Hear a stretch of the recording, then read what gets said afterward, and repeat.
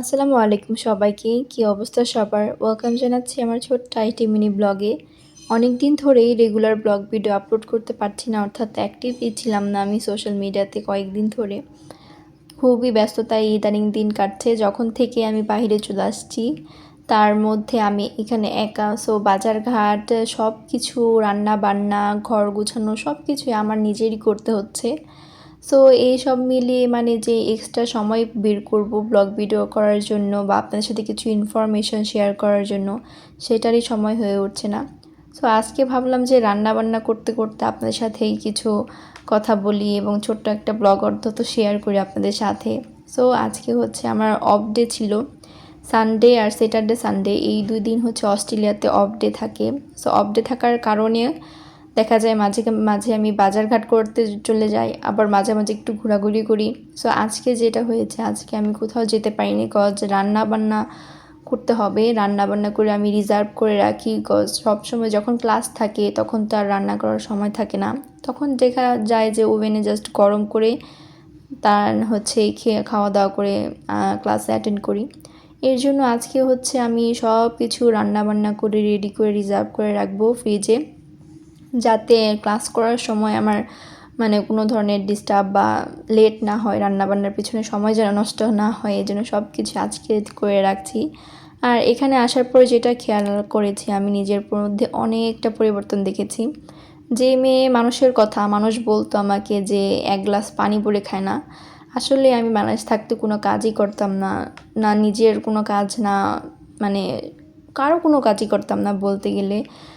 So যে মেয়েটা বাংলাদেশে থাকতে কোনো কিছুই করতো না, নিজের গ্লাসে পানি পর্যন্ত পড়ে খেত না, সেই মেয়ে এখন অস্ট্রেলিয়াতে এসে একা বাজার ঘাট, ব্যাংক, থাকা খাওয়া, ভাড়া, এখানে ইভেন জব টব, ইচ অ্যান্ড এভরিথিং ও নিজেই করছে। সো এই পরিবর্তনটা দেখে আমার কাছে খুবই মানে ভালো লাগছে, অনেকটা ভালো লাগছে আমার কাছে এই পরিবর্তনটা দেখে, যে না আমি এখন নিজেরটা নিজে করতে শিখে গেছি, হয়তো বা সব কিছু হ্যান্ডেল করতে পারতেছি ঠিক মতো। আলহামদুলিল্লাহ। সবাই দোয়া করবেন আমার জন্য, যাতে আমি এখানে সুন্দরভাবে স্টেবল হতে পারি, নিজের মানে ভিতটা একটু শক্ত করতে পারি। বাংলাদেশে থাকাকালীন সময় দেখা যায় যে ঘুম থেকে উঠতাম সকালে 10টা 11টা 12টা এরকম, বাট এখানে এসে একদম লাইক মানে অ্যালার্ম দেওয়ার আগেই কেন যেন উঠে যায়। মাথার মধ্যে ওই একটা কাজ করে, প্রেশার কাজ করে, বা ওইরকম একটা ইন্টেনশন থাকে যে না আমার ক্লাস অ্যাটেন্ড করতে হবে, আমাকে জবে যেতে হবে, এটা করতে হবে, ওটা করতে হবে। সব কিছু মিলিয়ে দেখা যায় অ্যালার্ম হওয়ার আগেই, অ্যালার্ম বাজার আগেই আমি উঠে যাই সকালবেলা। উঠে সব কিছু নিজে রেডি করে, তারপরে ব্রেকফাস্ট করে তারপরে চলে যাই বাহিরে। তো এখানকার যেটা হয়েছে একদম টাইম ম্যানেজমেন্ট, যেটা টাইম ম্যানেজমেন্টটা আমি খুব সুন্দর করে এখানে করতে পারছি, মানে ঠিক মতো সব কিছু একদম টাইমলি করতে পারছি এখানে আসার পরে। নিজের এক হাতে হচ্ছে সবগুলো কাজ করে ফেলছি, যেমন এখানে এক পাশে মাংস রান্না করছি, মুরগির মাংস রান্না করছি আজকে, আরেক পাশে মিষ্টি কুমড়া, যেটা মিষ্টি কুমড়া ফালা করছি, মিষ্টি কুমড়া কেটে দেন হচ্ছে ডাল দিয়ে রান্না করবো আর কি, সবজি ডাল রান্না করব। আর আগের দিনে হচ্ছে পাতাকপি ভাজি আর ডিম দিয়ে ফুলকপি রান্না করেছিলাম, সেটারও কিছু বাকি আছে। সো ওইটাও শেষ করবো আজকে খেয়ে দিয়ে, তারপরে হচ্ছে মাংস আর সবজি ডাল খাবো, এর জন্য হচ্ছে রান্না বান্না করছি।